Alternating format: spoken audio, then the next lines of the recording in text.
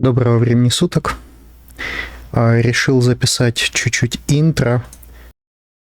Несмотря на то, что у нас почти что 400, казалось бы, мало подписчиков, да, но при этом уникальных посетителей, те, кто смотрят канал, это больше 14 тысяч за ближайшие 28 дней. И всего просмотров больше 42 тысяч за ближайшие 28 дней. Так что это достаточно немало. И что это мне говорит? Это мне говорит о том, что большое количество новых зрителей приходят, те, которые еще не знакомы с самим каналом. Приходится объяснить, что здесь можно найти, что здесь нельзя найти. Вот поэтому, если вы уже устоявшийся подписчик, вы знаете, куда пришли, то, пожалуйста, в описании там есть тайм-коды. Сразу можете тыкать на тот тайм-код, который вам подходит. Пропускайте это видео. А если вы впервые на канале, то, пожалуйста, послушайте эту информацию, потому что она может вам помочь в том, чтобы сэкономить ваше время. Допустим, вы можете прийти на канал, исходя из какого-то названия. То есть вам, допустим, понравилось какое-то видео, и вы приходите и хотите посмотреть конкретно это видео, но какие у меня ограничения есть? Вот здесь вот помещается буквально одно какое-то название. И если в видео есть 5 каких-то моментов, я должен выбрать всего лишь одно и вынести сюда. Я не снимаю инструкции. Я категорически против инструкций. Объясню почему.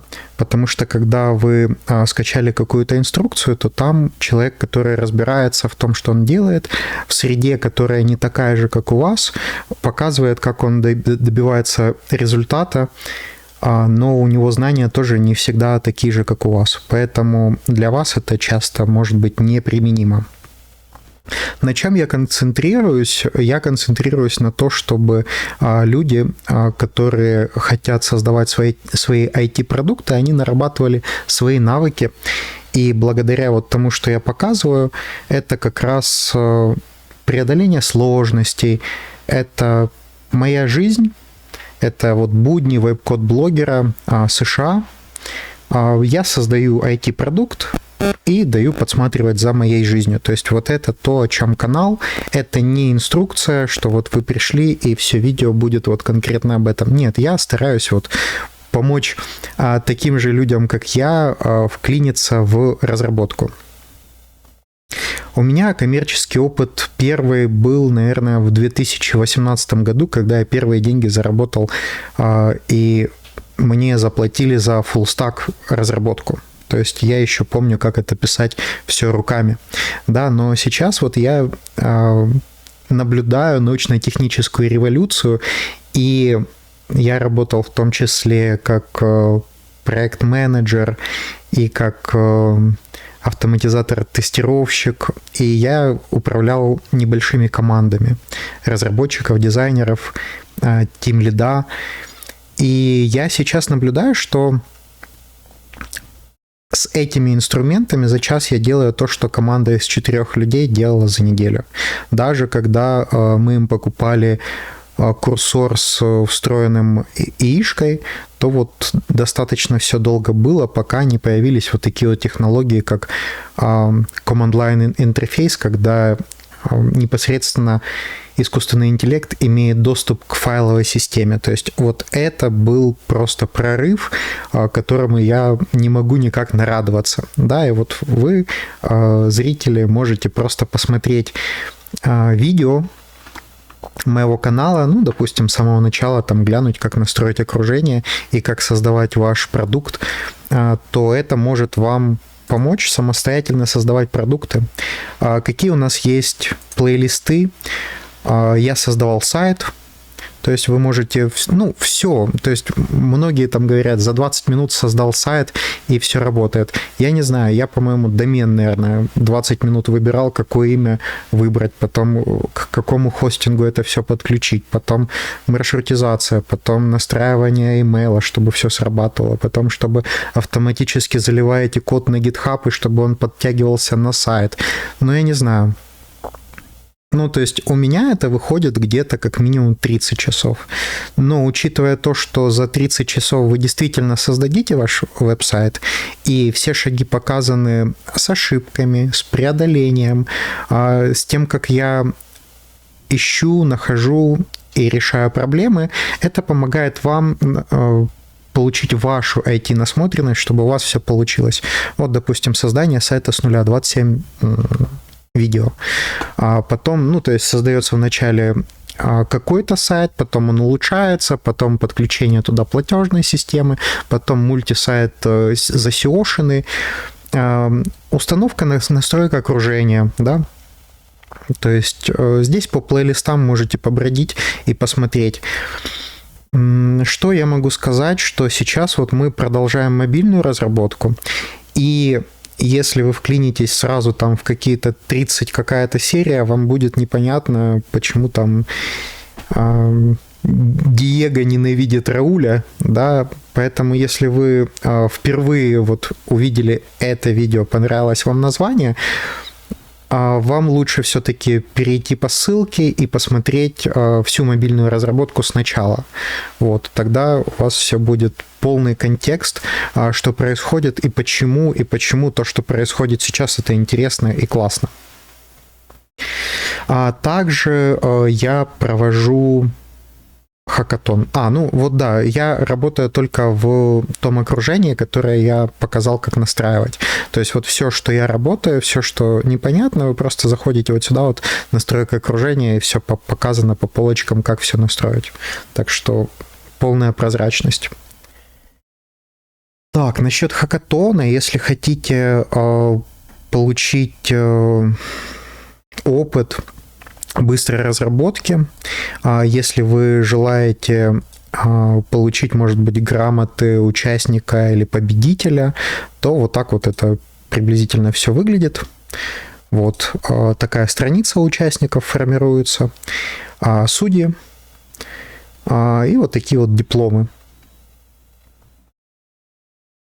Диплом победителя здесь, в этой номинации, вот этот человек выиграл первое место, а в этой номинации выиграл третье место. PDF можно скачать, и там вот есть еще, получается, ссылка на проверку. То есть, когда человек скачивает этот диплом, это тот же? Давайте проверим. Да, тот же. Хорошо. Вот, то он перебрасывается на сайт, где можно проверить этот диплом, что это не сам человек нарисовал. Ну и QR-код тоже сюда же ведет.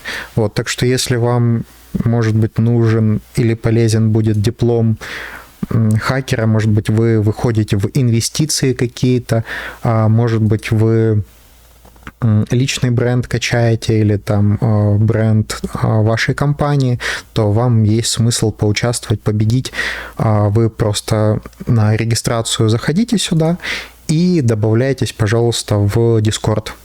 Там будет актуальная информация, на какой площадке будем проводить и где, как это будет. 2 судьи из США.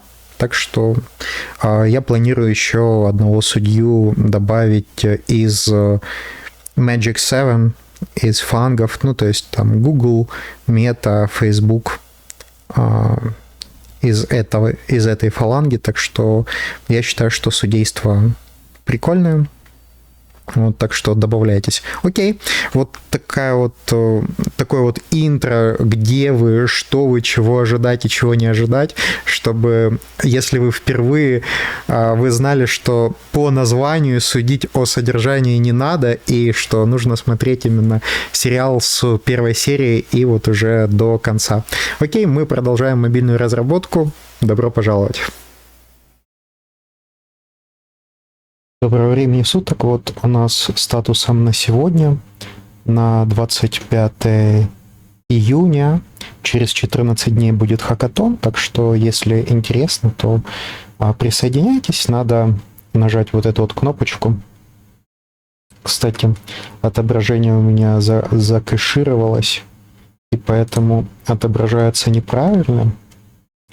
Да, давайте я включу кнопки, которые я нажимаю, чтобы вы увидели, и мышку, которую я тоже нажимаю.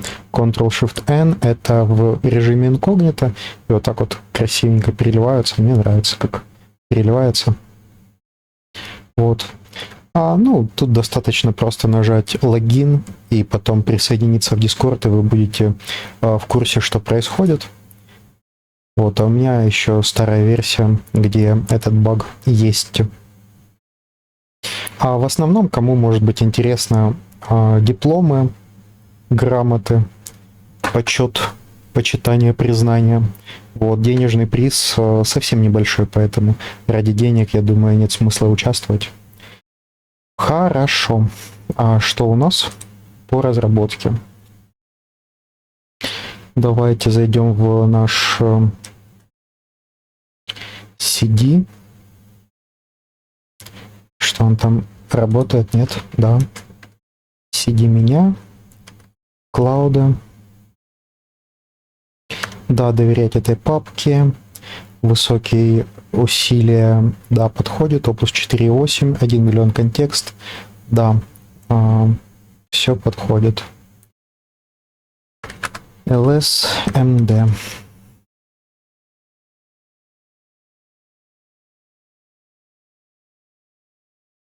Эту вкладку закроем. Наверное, сразу пооткрываем. Ой, это Windows-овский открывается. Давайте нам надо Ubuntu, Ubuntu пооткрывать. И сразу позапускаем тут, я не знаю, ну как минимум. Давайте 6 стартанем. Они, я думаю, не сильно много тянут на себя. Пусть будут.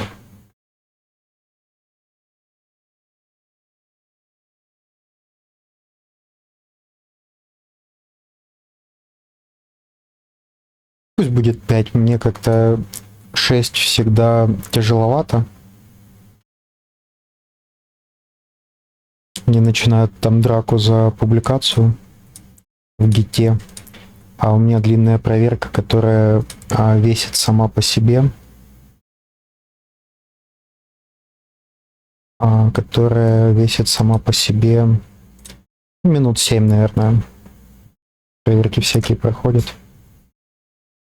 Получается, мне надо организовать процесс так, чтобы в ближайшие 7 минут был только один публикующий, чтобы зря не палились ресурсы.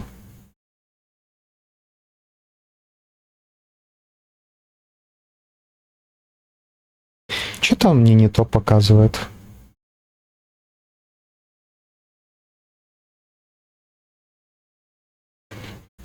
Или там они взяли и переписали это все под онбординг. Выведи текст.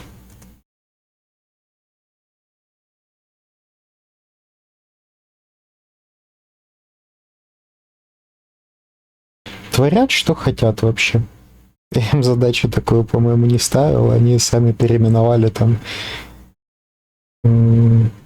первый документ, который должен прочесть новый искусственный интеллект разработчик. У меня что-то было такое там написано. А они такие подумали, онбординг.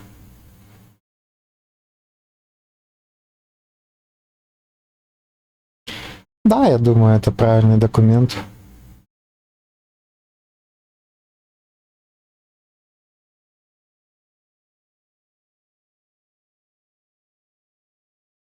Да, взяли, переименовали все.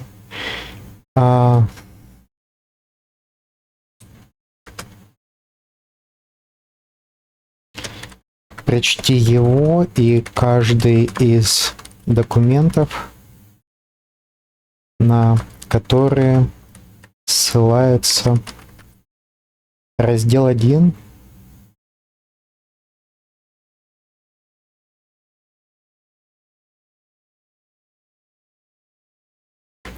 раздел 1 этого документа.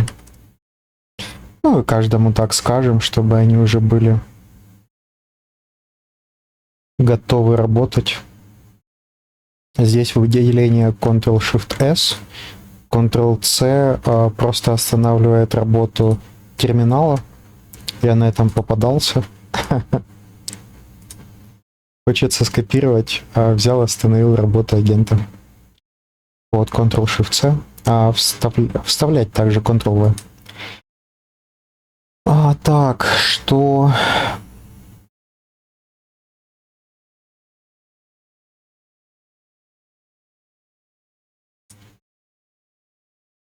Что у нас по разработке?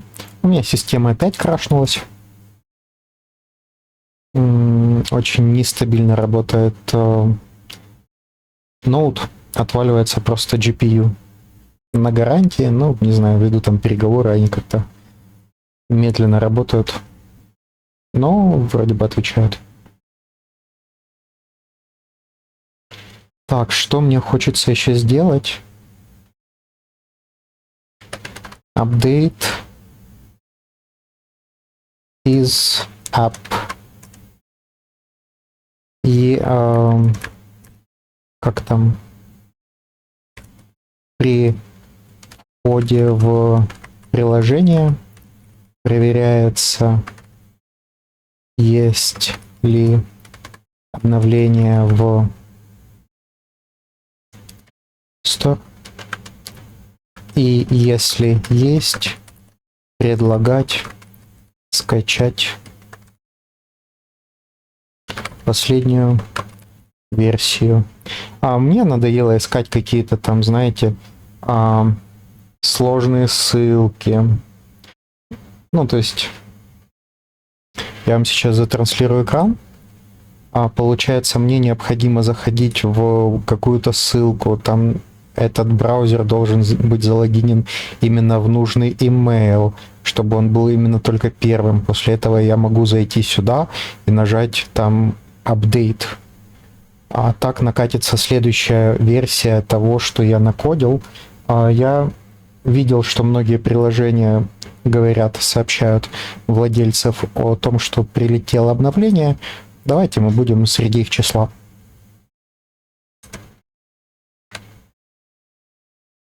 Так, заходим в наш Ubuntu. И закидываем вот такое вот задание нашему первому разрабу.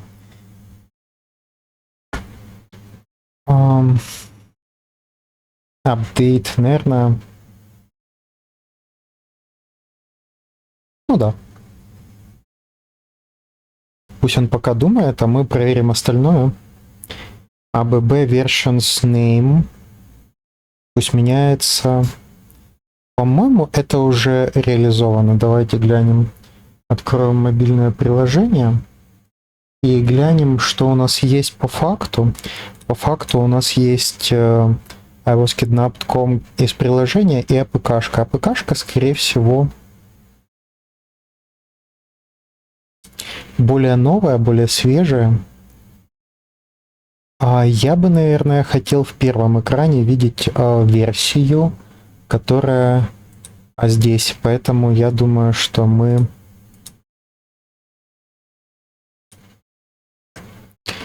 это пустим просто как проверка.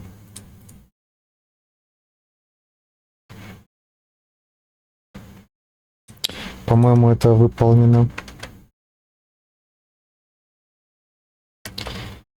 Проверь, выполнена ли задача до результата. И вот это вот. Если да, а я думаю, что да, насколько я помню, то да, то нам надо, чтобы... Где мы хотим, чтобы это было на первом экране? Вот, допустим, первый экран.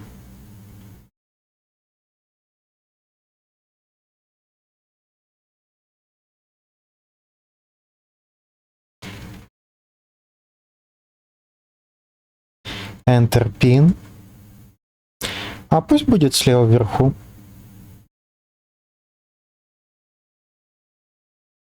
То есть, значит, в двух местах Enter Pin, вверху версию и настройки футер и экран регистрации где-то. Экран регистрации. Давайте посмотрим, какой у нас экран регистрации. Так, у нас все везде залогинено. Да, давайте я покажу разницу, то есть как было, как есть. То есть было вот такое вот красненькое, а сейчас уже вот такое вот зелененькое. По-моему, зелененькое более успокаивающе действует, ну, во всяком случае, на меня. Да. А красненькое это еще из АПКшки. Так, и получается, нам надо переустановить наш АПК, где мы попросим разместить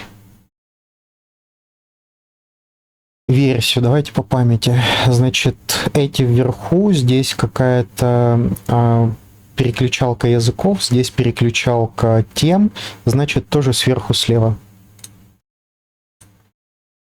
Экран регистрации вверху слева. Ну, тут напишем слева. Я думаю, он уже проверил. Можем идти в Ubuntu наш. Это задача на проверку. Так, проверим фактическое состояние. Выполнено. Не выполнено. Ну, то есть мы поменяли техническое задание, поэтому чуть-чуть по-другому уже выписывается версия файла. В чем у нас была ошибка, что здесь постоянно было 1.0.0, и только внутри в технических данных менялось номер сборки для того, чтобы быть уникальным, но визуального подтверждения отображения в второй строке, которая отвечает за версию, то у нас не было. Сейчас это уже инкремент +1, +1, +1. Ну, как будет много сборок, там больше 100, больше 200, посмотрим, может быть, надо будет перебираться на вторую циферку, но посмотрим. Я еще не знаю, какую логику туда закладывать, поэтому пока что будем так. Так, он рассказывает логику, которая уже заложена, итог намерения задачи решать. Ой, это я взял и скопировал. Где у нас копировать, вставить?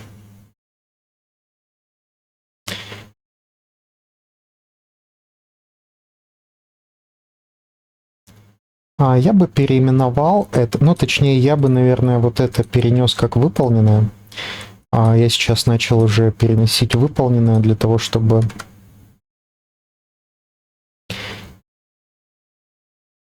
Так, это логины.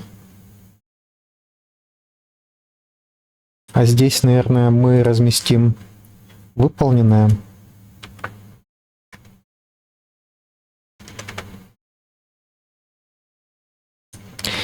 И я еще, да, организовал здесь работу в самом Google Доке. Если выбрать вот здесь вот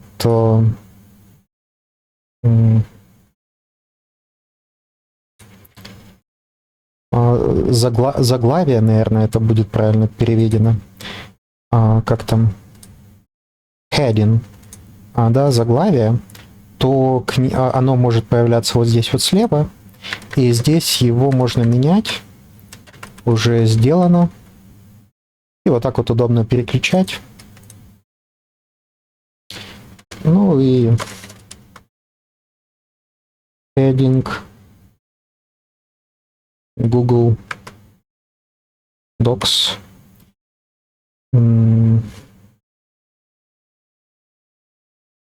Ну и документ Tabs. То есть вот тут вот я между ними удобно переключаюсь, и хорошая навигация. А здесь я записываю, что сделал, чтобы мне было комфортно, ну, что работал и не просто там записал видео, а вот такое-то количество пунктов за это видео я зафиналил. Если разработка сделана, это не значит, что она принята, и мы только сейчас ставим уже это в факт, потому что проверили. А это еще красное. В самом низу все равно есть номер сборки, но как сейчас это реализовано,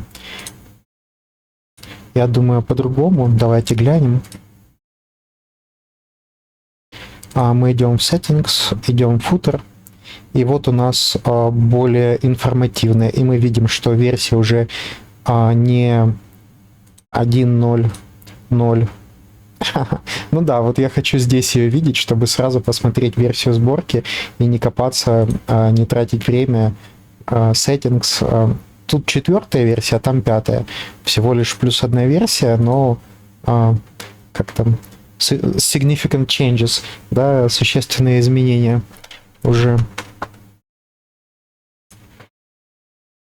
Тут все зелененькое, такое приятненькое. Тут красное, то, что должно быть красным, то, что нормально. И еще дата сборки последней указана. Фактически, физически. Да, так что это полностью выполнено. Это надо было вырезать, да, и вставить туда. И мы уже и так вставили. Да, уже вставлено.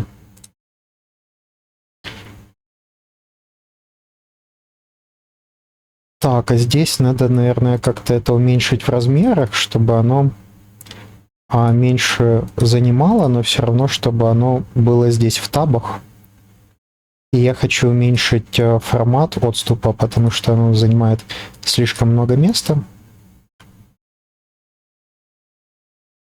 Вот, теперь уже совсем меньше. Там отступ был до задан. Так. Мы хотим версия сборки. Первый плюс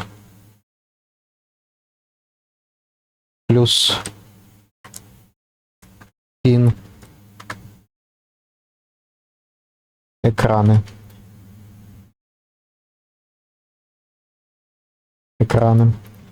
Вот так вот назовем нашего разработчика, чтобы мы помнили, чем он занимается и что у него нужно проверить. Так, он говорит спорить, архитектурное замечание. Если просто скопировать inline логику версия в 2.3 экрана, получим 3 копии источника правды, антипаттерн и, так зачем такое делать? Поэтому предлагаю вынести в общий компонент. Ну да. Видите, я выписал SDLC таким образом, что он сейчас споря предлагая правильную инфраструктуру, которую я и так думал, что он будет использовать. А если бы я не выписал SDLC таким образом, что если бы я ему не описал, как я люблю создавать IT-продукт, он бы просто создал в 3 местах то, что надо, и все. Перевести футер настроек на него же, один источник, 3 точки показа. Да, абсолютно верно. То есть я уже не нервничаю и спокойно, то он вечно создавал там кучу отдельных файлов, и я его уже научил. Причем, видите, через палку. И ревьюер это зарубит. То есть пока я не накатил ряд проверок, то это не работало. Хорошая новость по гейтам. Leak-тест уже allowed. Пометка версии. Regex. Под jest rendered fallback форма. Так что добавление на такие-то, оба уже в наборе leak-теста. Его не ломает. i18n ключ не нужен. Технический литерал, как в футере, да. План, общий компонент, логика, версия fallback, тема через makestyle без сырых цветов. Футер на компонент, да, сохраняя существующие тесты зелеными. Refactor, no behavior change. я думаю, да. Это тег для обхода одной из проверок, чтобы часть CI проверки не запускалась на него. Абсолютом вверху слева поверх центрированного контента, не ломая layout, а тоже вверху слева не конфликтует с анимированным заголовком. Да, я постарался это именно так сделать. Несущий тест, раунд-трип через реальный харнес, метка есть вверху слева. Да, 5 негативов. Слушайте, ну то, что я построил, весь процесс SDLC, я ему написал одну задачу, он мне выкатил правильную архитектуру, он мне выкатил правильный план на утверждение, не сразу погнал все делать, и не сразу погнал делать какую-то фигню, да. Девайс проверка на M21, правила UI, правку проверяет автор, то есть скриншот топ-лефт версии на Enter. Он сам загонит это все APK-шкой на реальный телефон, зайдет туда, сделает скриншот, проверит, все ли окей, если нет, сразу поправит. Ну, то есть я просто на крыльях порхаю от радости того, как я все построил. Доки, Project Design, строки экранов, компоненты и правильная ветка. Да, ТЗ, супер. Затронуто 2 новых файла, компонента тест, 3 экрана, 2 дока, сборка, мерч по SDLC, Work 3 заведу первым шагом. А почему обычно люди не хотят читать, что ИИшка написала? Потому что он спрашивает кучу всего, и это становится просто адом, когда надо вот на этом этапе, там в процессе, через каждые 5 минут ответить на какие-то вопросы 10 раз. А вот это вот все он бы спрашивал там около 50 раз в течение часа, и есть такое ощущение, что постоянно занят. А если он мне один раз выкатил техническое задание, ну так почему я не могу взять и ответить на него? Ну я супер заинтересован прочитать это физически, одобрить один раз план и запустить его в автономном плавании. Enter pin, только pin lock screen, экран при открытии приложения или еще при Enter pin screen, то, что открывается из настроек. Рекомендую только pin screen. Рекомендую только pin screen.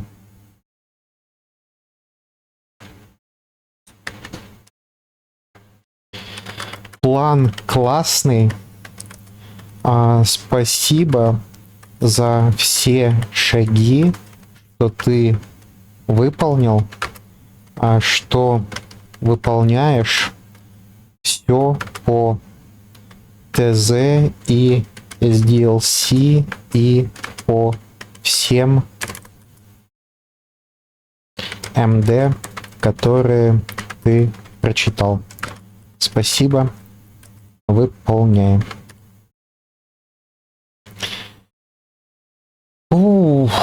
Ну, классненько. Я не знаю, вот время как-то так быстро протекает. Вроде бы еще ничего не сделал, только дал одно задание, и это 23 минутки прошло. На что прошло? Ну, хорошо, что теперь у меня есть какое-то напоминание о том, что уже сделано.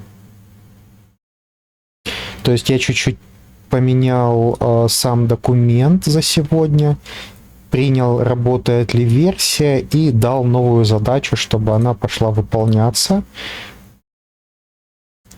Я еще поручил update is up. Да, получается, это еще одна разработка, и здесь тоже техническое задание. Надо думай, спорь, планируй. Да, вот это он выполняет, и надо дать одобрение второму агенту, чтобы он уже тоже кодил. Здесь уже все погнало выполняться, а здесь еще надо сделать. Что уже есть, можно переиспользовать. Слушайте, ну когда я читаю, что уже есть, можно переиспользовать, когда ИИшка сама это мне предлагает, я просто, вне себя от радости. Ну, то есть, с чем, извините, у меня такое, как это, флешбэк, да, как это, дежавю, что изначально видео самые старые Изначально, вот когда я записывал вот эти вот видео, кстати, очень рекомендую посмотреть вот это видео, чтобы составить как бы общую картину того, какие ошибки ИИ допускает, и как я с ним тут воюю. Где-то 40 минут я ему не даю сделать ни одну правку. То есть вот это видео я всем, кто планирует веб-кодить, предлагаю посмотреть. Вот это вот 5 багов, лайв, веб-кодинг на практике, создаем установщик Python с Cloud Code, 3 часа лайв 2026. Вот это фундаментальное видео я рекомендую просмотру, а то, что вот я сейчас радуюсь, что у меня все настроено, это, можно сказать, база была заложена вот здесь вот Project Design. То есть здесь я поймал кучу багов, здесь я придумал решение, и антропики через 2 дня после того, как я выкатил это видео уже в продакшн, то есть опубликовал на YouTube, они выкатили рекомендации, как работать с искусственным интеллектом, то, что я говорю, но только в уменьшенной версии. То есть у меня даже более широко и более интересно здесь все рассмотрено. Так что вот то, что я сейчас кайфую, это вот эти вот 2 видео. Рекомендую вам к просмотру. Если вы планируете веб-кодить, то я бы рекомендовал. Это как базовая философия, как строить все остальное. И вот это квинтэссенция, результат вот этих 2 видео, что уже получилось накатить и реализовать. Просмотр тех видео вам поможет самостоятельно построить для себя такую же классную систему, от которой вы будете получать удовольствие. Так, спор, риски обязан озвучить. Это паник-приложение, никогда хард-блок. Заблокировать вход или паник-кнопку из-за неустановленного апдейта можно лишить человека тревожной кнопки в критический момент. Какой он умничка. Это угроза жизни и юридическая ответственность. Твоя формулировка «предлагать», мягкий закрываем промпт, я за это.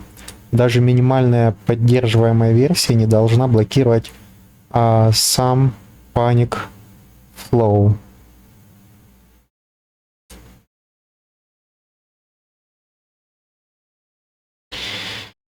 Давайте, это очень отличные, классные, правильные мысли, и мы тогда сюда зашьем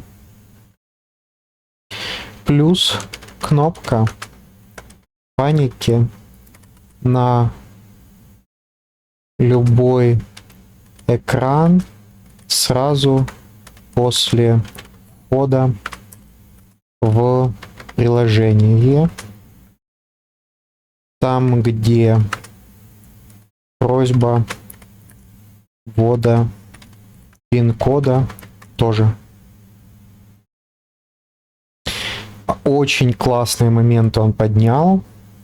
И это не было предусмотрено. То есть сейчас, чтобы нажать кнопку паники, необходимо вначале ввести пин-код. Ну, если у человека паника, он может и вообще забыть пин-код. Если бы у меня была паника, я бы вообще... Какой пин-код?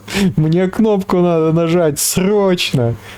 Вот, это в спокойной атмосфере можно там пин-код искать и вспоминать, какое для этого конкретного приложения правильно, какое неправильно. Обновление в Store — это нативный бинарь, а не OTA, и у нас exp updates state, но как механизм доставки апдейтов не используется. Я исхожу, что речь про новую версию из Google Play, да. И App Store, да. Давайте пропишем. Если прилетело обновление, то в приложении нужно дать шанс пользователю не заходя в Google Play или App Store, всего нажатием одной кнопки обновить до последней версии. Если ты имел в виду AutoJS апдейты, это совсем другой механизм, скажи. Платформы асимметричные, iOS не имеет in-app updates API, только Detect, переход в App Store. У Android есть Play, in-app updates, докачка внутри app, но это новый натив и не работает на SideLoad APK, а наш M21 тестируется именно сайдлодом. Правило Device Verify каждую правку, поэтому пути не выполнить.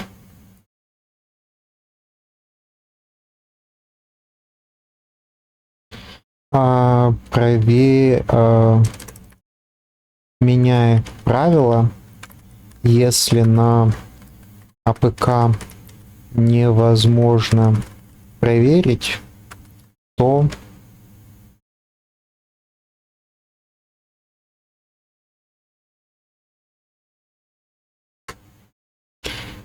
ждем, чтобы пользователь залил. Нет, то накатываем новый актуальный АБ и уведомляем пользователя, чтобы он залил в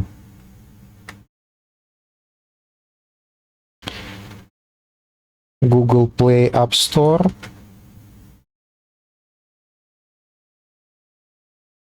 Кстати, я хотел тоже это подумать, возможно ли доступ, чтобы они сами заливали в Play Market. Возможно ли организовать автоматическую заливку АБ в Google Play. Это вот так вот, да, на подумать. Это еще я не взял в работу, так что давайте там как-то отметить цветом, что еще не в работе. Так, ждем, чтобы пользователь залил и написал в чат плюс. И тогда проверка через M21, ну, это обозначение телефона, в реальном приложении из Google Play. А вообще, ну, как бы я неправильно делаю, то есть у меня приложение хорошо работает на Android, потому что больше разрешений там есть на помощь по вот этим моментам, а под iOS чуть-чуть хуже, ну, то есть сильно хуже будет работать само приложение, так что вот оно какое-то такое однобокое.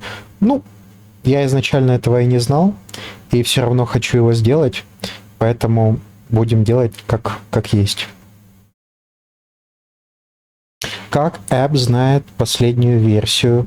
Публичного version API у Google Play нет. Скрепить страницу хрупкая серая зона, а Apple есть.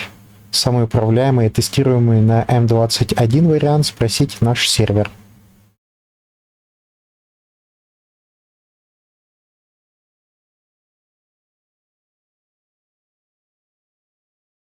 Да.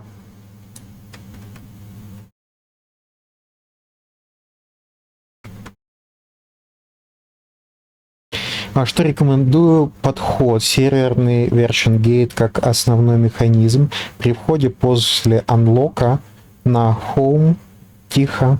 Сервер отдает latest. Сравниваем с Expo Application. Доступна новая версия, обновить. Deep Links в Store. Да. Тихо. И Fail Open, ошибка, молчим. Throttle, рассудки. Persist отложим для версии такой, не долбить. Не показывать на Panic Lock экранах, перекрывать паник никогда.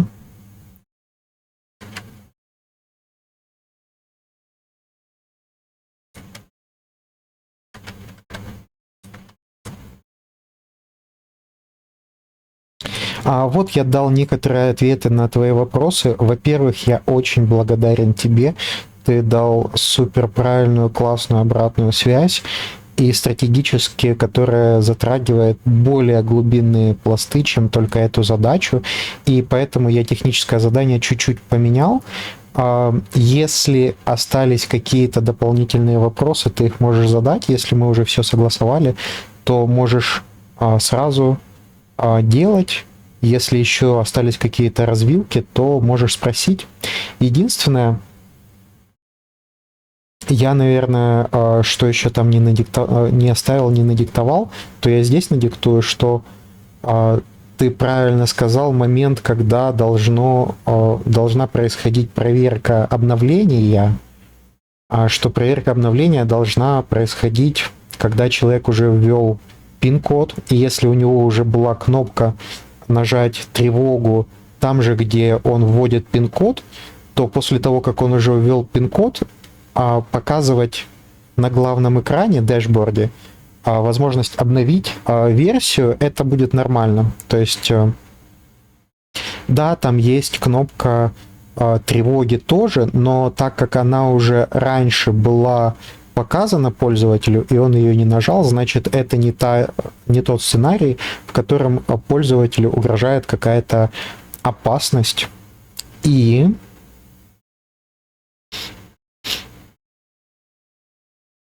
исходя из этого, да, что еще, может быть, не обсудили, мне очень нравится, когда меня уведомляют о том, что есть обновление, и я могу, да, установить апдейт прямо сейчас, и мы должны уведомить, что приложение может перезагрузиться или быть недоступным какое-то время пользователя, чтобы он был готов. И должна быть кнопка «Обновить позже», и должна быть кнопка «Пропустить эту версию».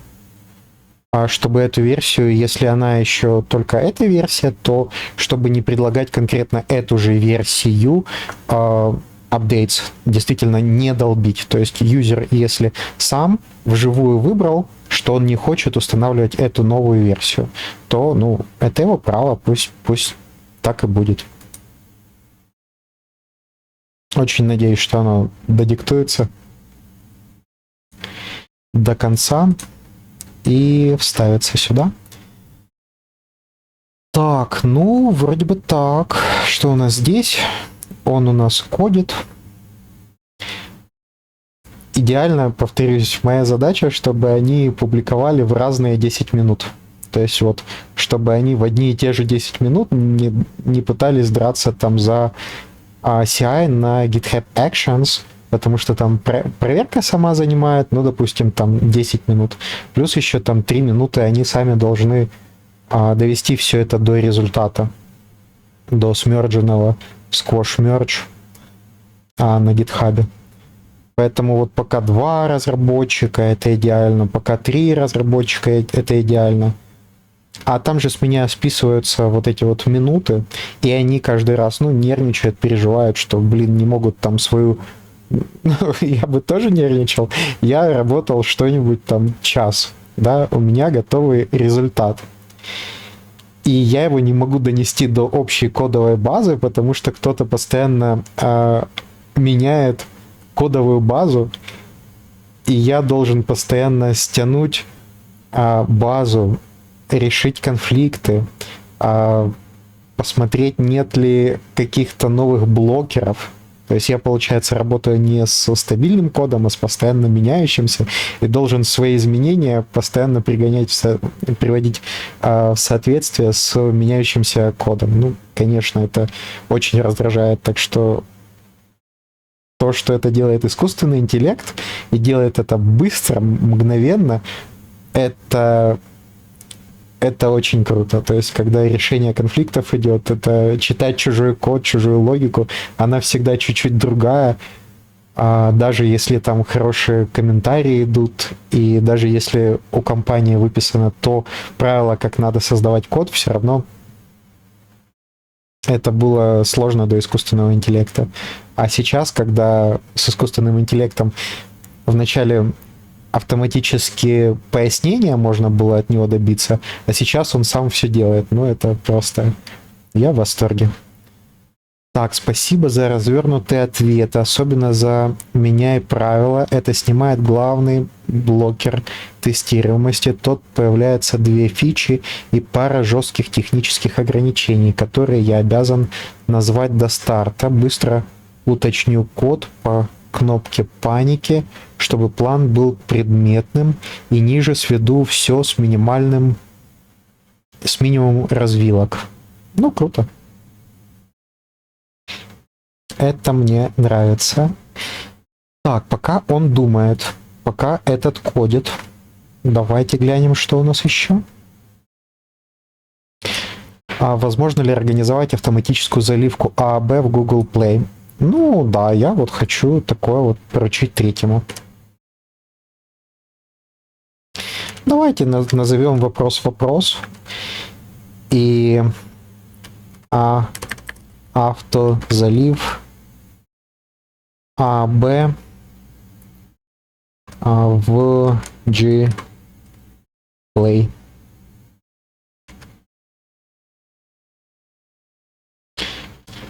Потому что сейчас это, ну, больно долго через браузерного это делается долго, неэффективно вручную, ну, чуть-чуть быстрее, но я могу что-нибудь забыть сделать, поэтому выписать одну инструкцию, что надо менять из версии в версии, то это сильно бы упростило разработку. Сканировал код, теперь предметно, 2 фичи в задаче, и по каждой есть жесткое ограничение платформы, которое я обязан назвать до старта. 2 факта, которые меняют формулировку, не мой выбор, ограничение платформ. 1 кнопкой обновить, не заходя в Store, полностью возможно только в Android. Android, да. Google Play in-app updates умеет скачать и поставить апдейт внутри приложения с перезагрузкой, но это новый натив, конфиг плагин. Так, ну да, мы это все обсуждали, это я помню. Кнопка паники на экране ввода PIN противоречит текущей модели безопасности в коде Panic Screen. Давайте я ему сразу буду давать. Я тебе буду надиктовывать сразу по ходу и буду отправлять по мере того, как я прочитал, чтобы ты уже имел эту информацию. Да, если в Android это можно встроить в приложение, то хорошо. Если в iOS нельзя, да, хорошо, я принимаю, это мы обсудили. Тыкаю сюда вот в интерфейс куда-то, чтобы он подтянулся, а то, по-моему, как-то оно так лучше работает.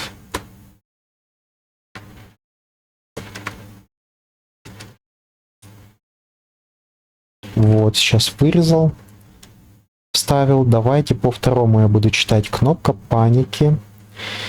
Скрыто намеренно. Комментарий прямо говорит, атакующий не должен понимать, что паник пин тихо стартанул тревогу.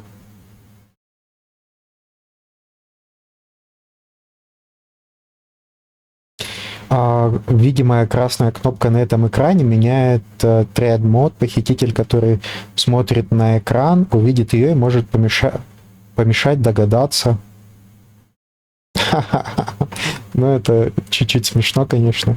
То есть, да, я давал одни комментарии, но так как ишка интерпретировал и переписал, давайте менять. Это важное замечание, спасибо. Необходимо переписать документацию под следующее. Первое. Наше приложение называется iwaskidnapped.com. И похититель, даже если захватил человека и захватил его мобильное устройство, то он видит название и он понимает, о чем суть приложения. Это первое.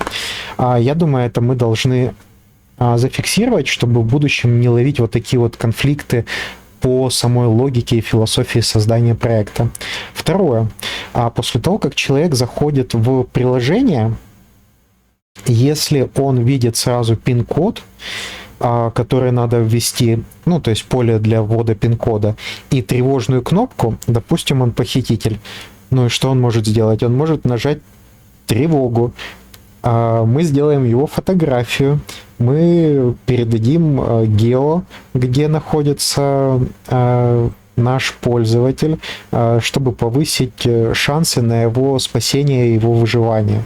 То есть это полностью соответствует нашим целям защите нашего пользователя от похищения. Поэтому, как только человек нажимает кнопку приложения, он сразу должен иметь возможность нажать одну красную кнопку «Меня похитили». То есть мы туда выносим вот эту вот одну красную кнопку. А для настроек он должен ввести пин-код, и уже тогда он может там все донастроить. Вот, то есть кто нажмет красную кнопку «Похититель» или сам пользователь, в момент опасности для нас особо нету разницы. В любом случае это мы молодцы, мы выполнили нашу роль, то, зачем создано приложение. Эту логику, пожалуйста, прочитай в приложении, все везде, где есть, и где это не так, то, пожалуйста, в том числе еще поменяй документацию по проекту.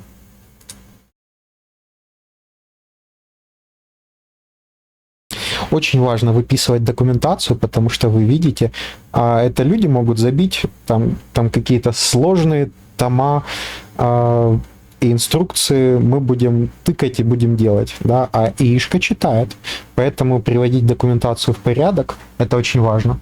Ну, если у вас большая компания и там онбординги часто происходят или большая текучка, то документация может быть крайне важна, потому что новый сотрудник приходит, и он должен понять, как вклиниться в процесс, и документация может сильно помочь. Ну, а с ИИшкой это прямо обязательно. Принял Android встроенное обновление в приложение, iOS переход в App Store, ограничение Apple согласовано. Жду остального по мере чтения. Да? Так, жду 3 коротких подтверждения.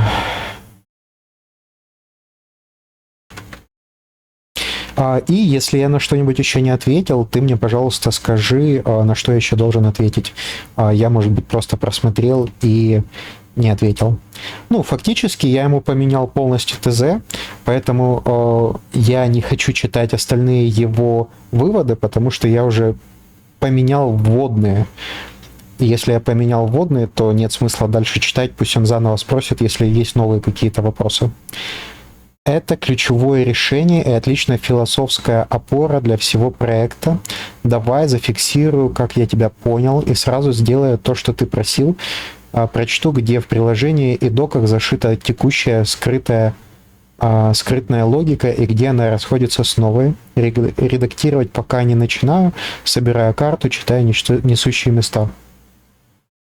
Так как у меня ноут крашится, то антикраш решение — это создание ТЗ. Когда он не указывает, что он вначале создаст ТЗ, до того, как начнет кодить, я чуть-чуть нервничаю, переживаю. По-моему, даже в SDLC я зашил, что сказать, что он создаст ТЗ. Прочитал несущие места, зафиксирую философию и дам тебе карты расхождений, где в коде как сейчас зашита старая логика, скрытность прежде всего. Сделай еще один широкий проход, чтобы везде было чистым. Так.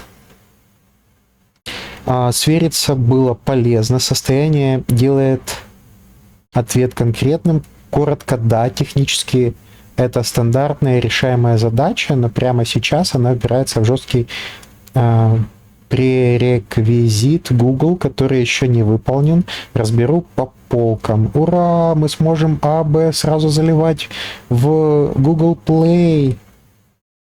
Вердикт. Я это даже зафиксирую, я не знаю. То есть...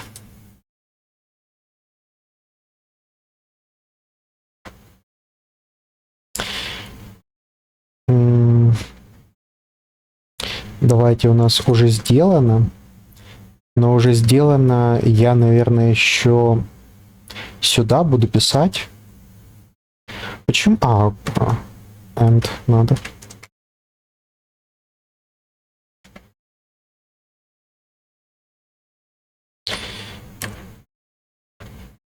B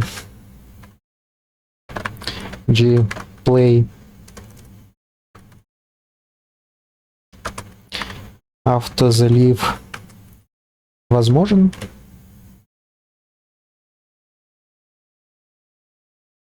Ответ: не реализация. И что мы еще обсудили? Тревожная кнопка на экран блокировки.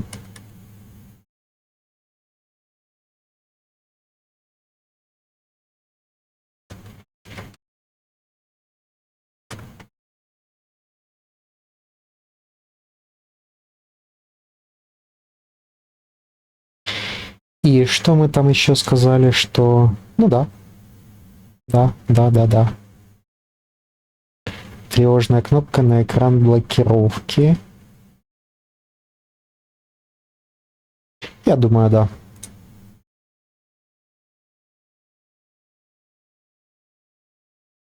Наверное, давайте как-то помечать, что у нас в работе.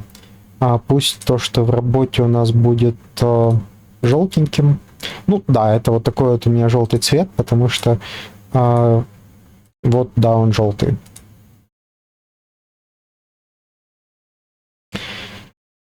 Так, версия сборки, это у нас тоже в работе.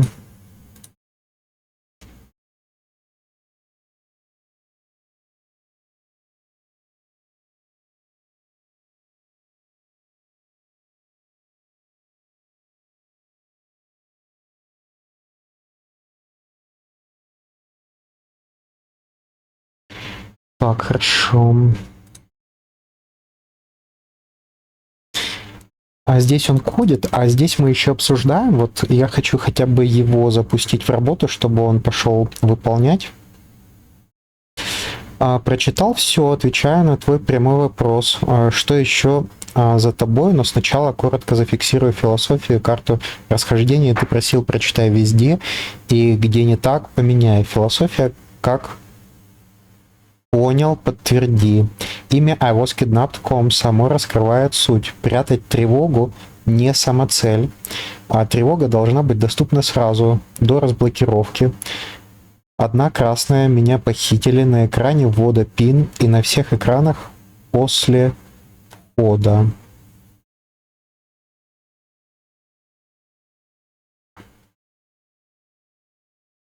Ну, тут надо уже выписывать в другом файле. На экране PIN, да. На всех экранах после входа нет. Ой, я что, не написал, да? Да. Кто нажмет, жертва или похититель в момент опасности, неважно, фото геошли, роль выполнена, настройка за PIN, тревога нет. Да, абсолютно верно.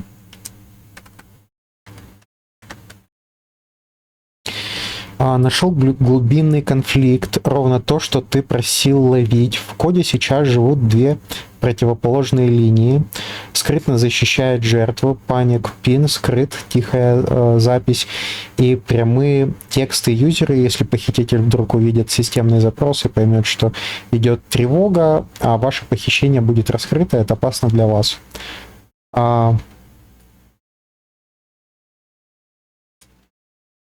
Остается верным. остается верным, применимо к паник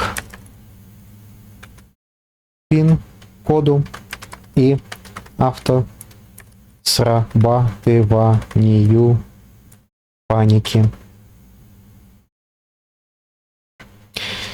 Так. Твоя новая открытость нормально.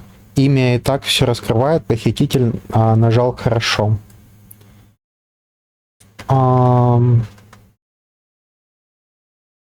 Просто это не скрыть. Работаем от того, что у нас есть от факта.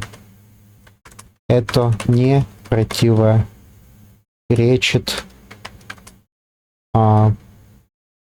скрытным паник пин и автосрабатыванию паники. Не, долго печатаю, я думал, тут быстро буду надиктовывать. Прошу прощения. Так, это не одно и то же по оси. Предлагаю развести явно и так и записать философию. Доступ к триггеру открыт. Видимая кнопка активации операции по-прежнему тихая, без баннера. Идет тревога сверху из баннера. Скрытый паник пин остается. Не чтобы спрятать смысл ап, а чтобы не провоцировать похитителя. Ну, он все правильно сказал. Согласен с таким разведением или упрощаем все в все открытое. Это твое решение. Карта расхождений, где и как буду менять.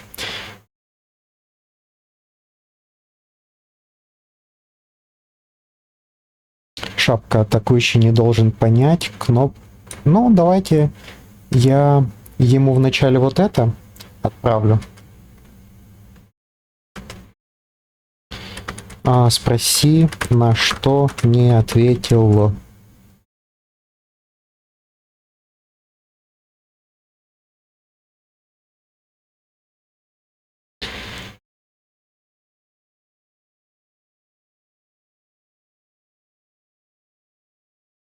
Так, техдолг зафиксирую для себя. Device log.js при двух подключенных устройствах молча зацикливается на гонке вместо явной ошибки. Стоит дефолтить сирене как nav либо или падать громко отдельным PR. Фикс на сейчас. Экспортирую Android Serial. Берлог в фоне с этим env. Окей. Мы пока посчитаем насчет автономной загрузки АБ. Хотя нет, я думаю, я это оставлю на потом. Хочу вот эти вот доделать. Уже, не нагружать вас длинными, супер длинными видео. Час уже почти есть, 58 минут, а плюс еще интро. Уже больше часа. Я сейчас переслушал запись и начали вклиниваться помехи звука.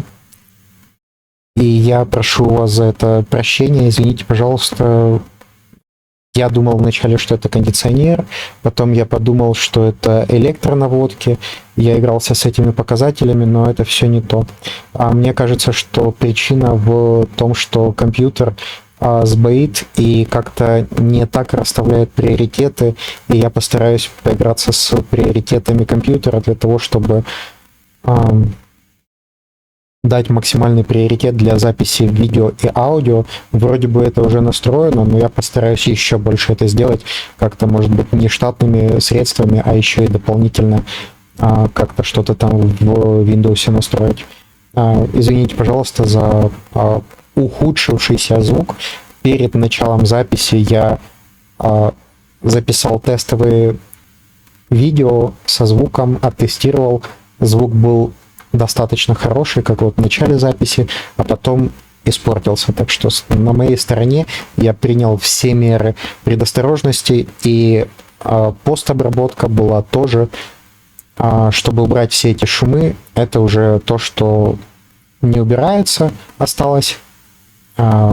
Извините, пожалуйста. принял уточнение, фиксирую, спрашиваю только то, что реально открыто. Что теперь зафиксировано? Видное красное. Меня похитили только на экране ввода PIN до разблокировки. На остальных экранах после ввода не добавляем. Home свою кнопку сохраняет как есть. Объем B заметно сузился. Лок-экран плюс философия в доках. Скрытность остается в силе, но прицельно для Panic Pin и автосрабатывания 5 неверных Deadman Switch. Видимая кнопка ей не противоречит, это просто не спрятать, работаем от факта. T3 i18N Warning, GPS Audio Setup, GPS Temporary не трогая, они про скрытые пути остаются верны. Кто нажал, жертва, похититель, неважно, фото гео ушли, роль выполнена, настройка за пин, тревога нет. Да, то есть мое развести открытый триггер версия versus против тихой операции ты подтвердил с точной привязкой. Тихий паник пин плюс автосрабатывание открыто, жду ответа на 3 пункта. Нажатие красной кнопки на лог-экране. Оставить подтверждение, точно отправить тревогу.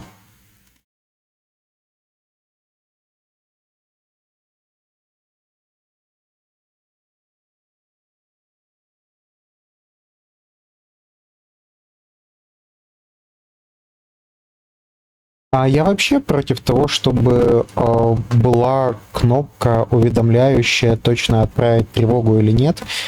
Если человек нажал красную кнопку, значит у него на то есть основания, и мы не должны как-то переспрашивать. То есть кнопка, если нажата, то она должна сработать.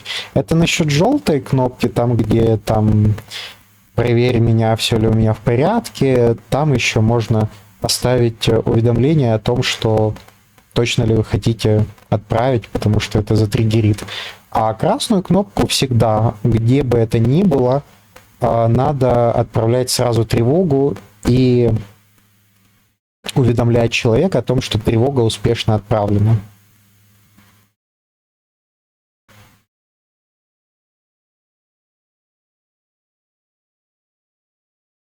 Так, давайте запишем еще в то, что необходимо разработать.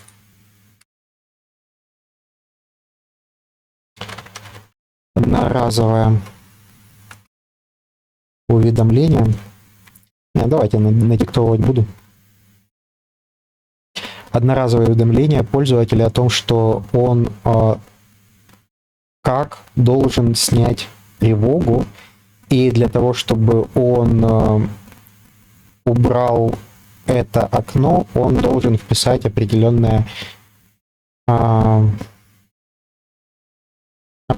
количество цифр, правильных, нужных цифр в input, который там появляется. Если этот input совпадает с этими цифрами, то тогда человек уже знает, как снять панику, и надо предупредить о том, что это сообщение нигде не будет повторяться, и он никогда его больше в будущем не увидит для безопасности самого пользователя, чтобы это не смог прочесть похититель. Вот. Такое надо реализовать.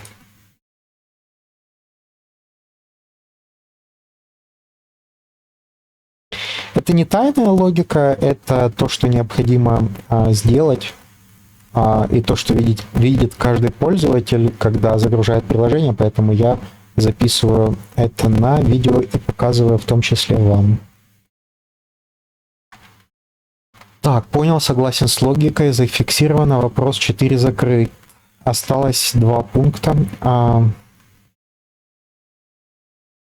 Trigger reason добавить серверу manual, отличать явно нажал красную кнопку от принудил ввести panic pin. Сейчас оба уходят как panic pin. Да, это очень правильно. Я просто в восторге от того, что ты пишешь. Это правильные вопросы, это прямо глубокое вникание в логику проекта. и планирования задачи. Я очень доволен, что ты это проанализировал, что ты это спрашиваешь, и что мы сейчас с тобой это обсуждаем. Да, нам нужно отличать эти паники и отличать те, которые пользователь ввел самостоятельно, от паники, которая введена неправильным введением пин-кода. То есть, если неправильный ввод пин-кода, ну, если паник-код, давай так, у нас какие категории? Гарантированно похитили. Это значит, человека спрашивает пин-код, он говорит паник пин-код, и похититель вводит паник пин-код. Это гарантия того, что человека похитили. То есть это вот первый endpoint API, который у нас должен быть построен, и соответствующая логика за ним. А второй — это человек вручную нажал, он пока что еще имеет доступ к своему телефону и понимает, что что-то сейчас будет угрожать его опасности. Или прямо сейчас угрожает уже его опасности. Это тоже мы должны фиксировать, что пользователь сам нажал и сообщил об опасности. Неправильное введение 5 пин-кодов должно категоризоваться как с высокой вероятностью человека похитили. И тоже фиксироваться как отдельный endpoint, что неправильное введение 5 пин-кодов. Потом у нас есть еще срабатывание по триггеру. Человек пропал просто со связи и ничего не пользуется своим мобильным телефоном. Трое суток не пользовался своим мобильным телефоном и не поставил «я в отпуске». Да, то это мы должны тоже как 5 пин-кодов предполагать, что, скорее всего, человека все-таки похитили. То есть у нас вот такие вот разные развилки, варианты. Я тоже надиктовываю по мере того, как читаю, чтобы тебе отправить, чтобы ты перезадал мне вопросы, на которые я еще не ответил. И спасибо тебе за эти точные, правильные, глубокие, понимающие вопросы. Я просто очень-очень-очень доволен, что сейчас происходит. Если вы посмотрите те видео, которые я рекомендовал, он просто там сразу закатывал рукава такой и гнал делать какую-то явную фигню. Его надо было только останавливать. Вот, а сейчас то, что происходит, это гениально. Научно-техническая революция. Так, update prompt feature A, только мягкий. Пропустить эту версию всегда работает. Форс режима нет, подтверди.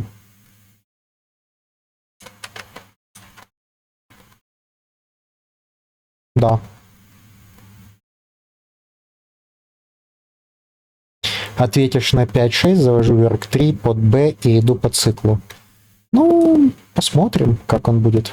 Вот сколько мы сейчас записывали видео. По-моему, я тогда сказал, что 26 минут.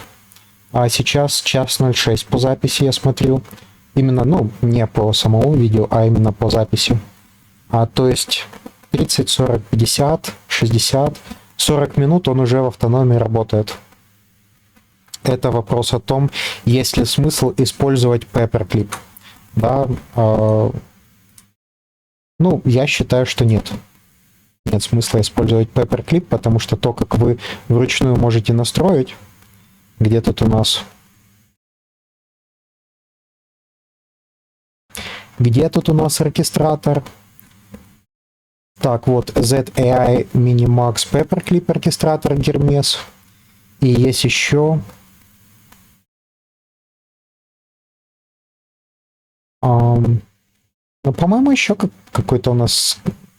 очень плохо, что нету поиска по...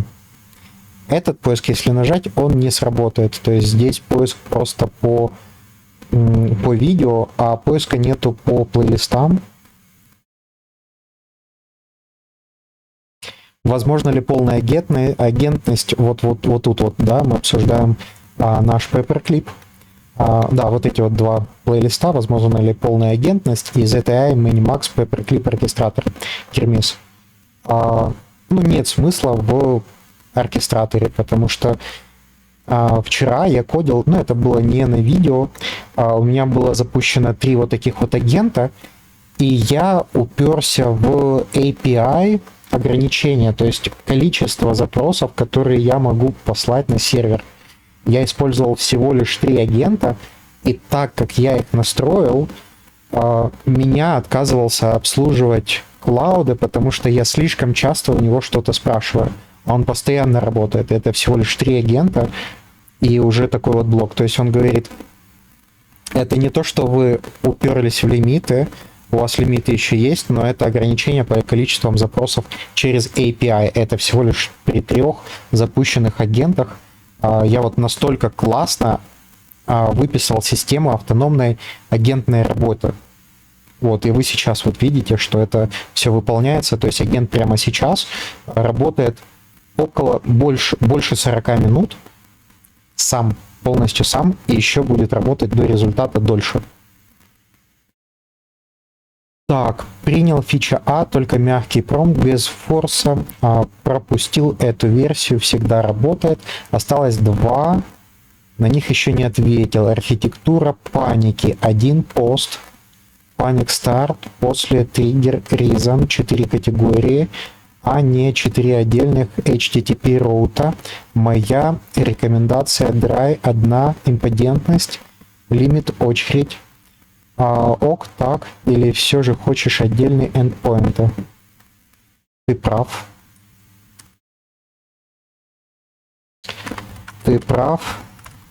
Твоя идея лучше.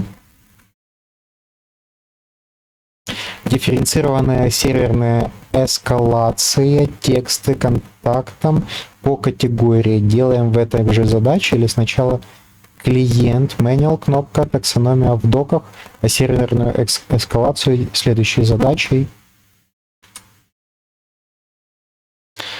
Тут надо сложнее ответить.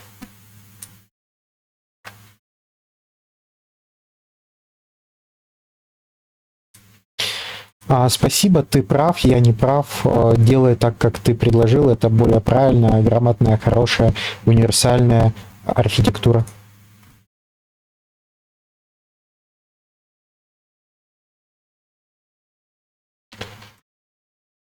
Так, и второе, получается, здесь просто так не обойдется.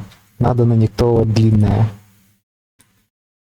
Как я бы хотел, чтобы ты сделал? Я бы хотел, чтобы ты сразу сделал и клиентскую, и серверную часть, потому что ты это все помнишь и все знаешь, и лучше, чтобы ты это все сразу настроил и настроил всякие тесты и все остальное. Будет ли это один пиар или несколько, это на твое усмотрение. Я за большие пиары, потому что у нас есть определенный CI и какие-то тесты там pre-push, а потом какие-то GitHub Action тесты, которые должны происходить, и они занимают около 7 минут. Поэтому для командной разработки лучше, наверное, триггерить эти проверки большими пиарами, поэтому я, наверное, возможно, хотел бы, чтобы это был один большой такой вот классный пиар.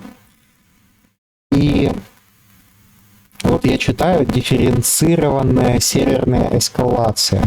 Я считаю, что сейчас у нас все дороги ведут в Рим, да, и несмотря на то, что у нас 4 разные категории, все равно у нас один результат паника. То есть просто в будущем мы оставляем себе зазор на то, что мы сможем накатить совершенно разную логику того, как это должно происходить по логике последствий. Но сейчас, если логика последствий у нас одинаковая, то вот мы пока что так и поступаем, и логика последствий у нас пока что одинаковая.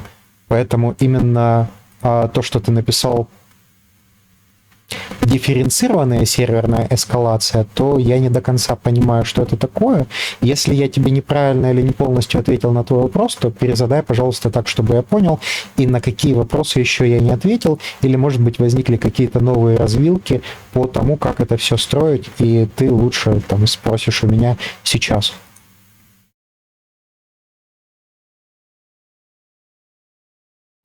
Вот такой вот, да, непростой ответ вышел, длинный. Писать руками это 100% было бы долго. И пока у нас первый уже дошел до... все написал, и теперь старается провести проверки локально в начале. Ничего ли не сломал. И дальше уже будет пушить на ремоут.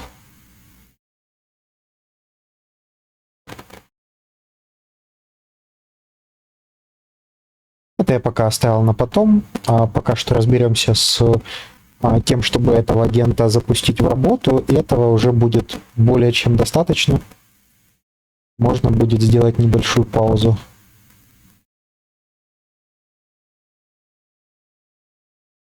Но вначале надо его запустить в работу.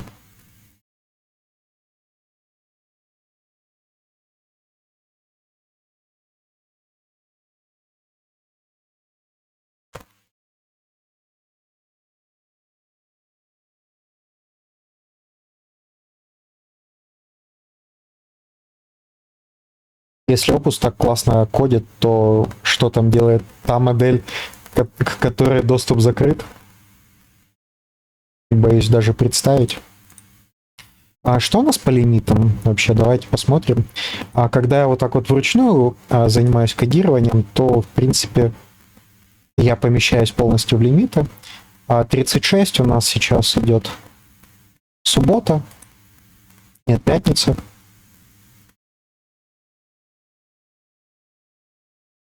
Только пятница началась, да? Я уже как-то в субботе мыслями живу. Понял, ты ответил полностью. Я неудачно назвал термин, пояснил, что я имел в виду, и подтвержу объем. Что такое дифференцированная серверная эскалация? Это если бы сервер слал контактам разные текст-срочность, текст-срочность в зависимости от категории, например, panic, pin, manual. Ну да, эскалации пока нет. Твой ответ принят. Сейчас все 4 дороги ведут в один результат паники, один и тот же исход письмо. Мы лишь записываем категорию trigger reason, чтобы в будущем можно было накатить разную логику последствий, разное содержание писем. Сейчас не делаем. Итоговый объем по серверу сузился. Сервер просто принимает и сохраняет manual.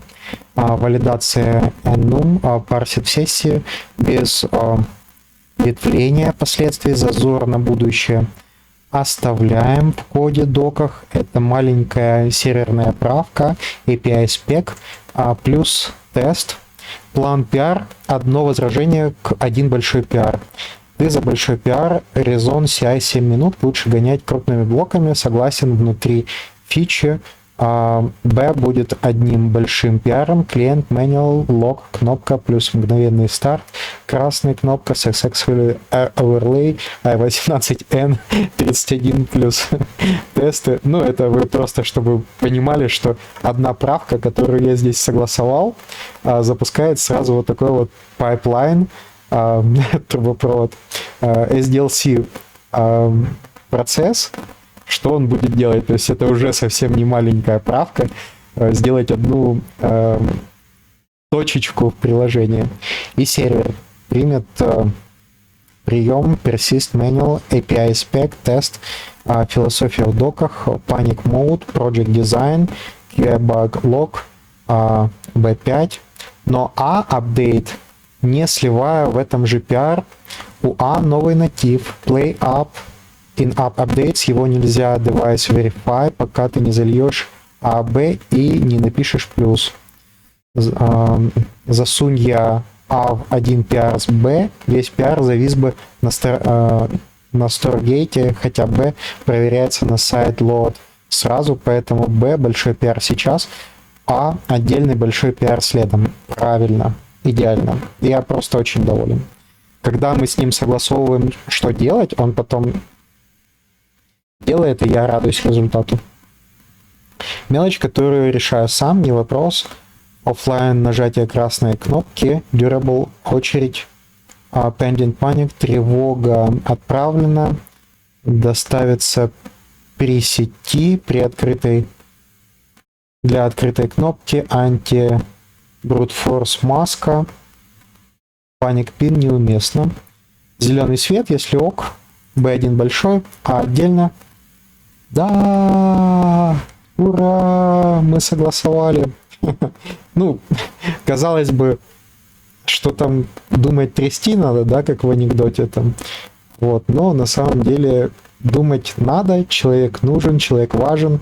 И у нас преимущество по сравнению с искусственным интеллектом, у нас огромное контекстное окно, и в том числе мы знаем больше, чем описали, поэтому нас надо опросить правильно, чтобы мы дали больше технических вводных задач, как мы это все хотим в результате, чтобы он знал, как соответствовать нашим ожиданиям.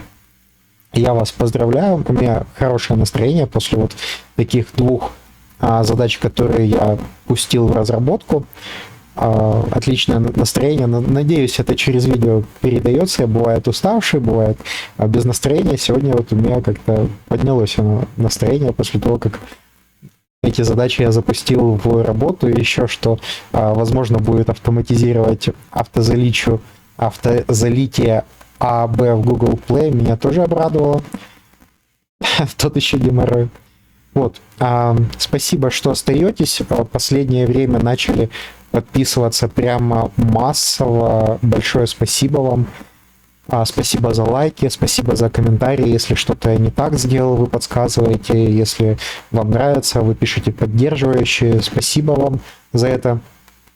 Желаю вам создавать IT-продукты миллиардники в долларах. Спасибо, что остаетесь. Спасибо, что повышаете вашу IT-насмотренность для того, чтобы вы сами создавали ваши IT-проекты на более высоком уровне. И желаю вам финансового благополучия. Всех благ.